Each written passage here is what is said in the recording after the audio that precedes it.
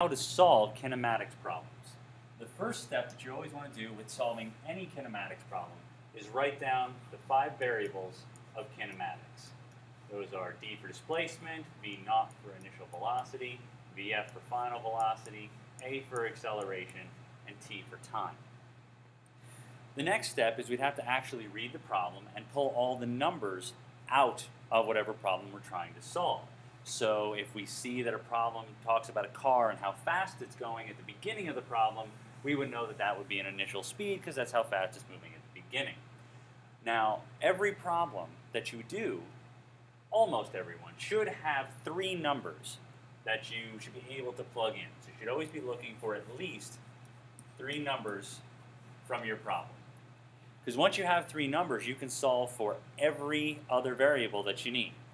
Now, how do we do this? Well, let's just randomly assign what 3 numbers we had. Let's assume we had the displacement, the initial velocity, and the acceleration. So we pulled those 3 numbers out of the problem, and we know what those are.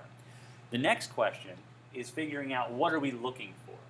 And once we figure out what are we looking for, let's assume we're looking for final velocity in this problem, we would put a question mark next to the variable that we're trying to find.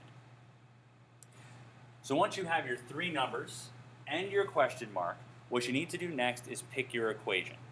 Now how we do this is we look at the 4 equations of kinematics and we look for the equation that does not have the variable that we're missing.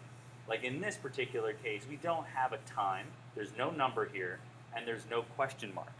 So this is a variable that we don't have and we don't want. So what we're going to do is we look to those 4 equations and we pick the equation that does not have time in it. And if you look slightly higher on this web page, you'll see that the equation that does not have time in it is the 4th equation. So I would write down my 4th equation, and that would be vf squared equals v naught squared plus 2ad. You'll notice there's no time in that equation anywhere.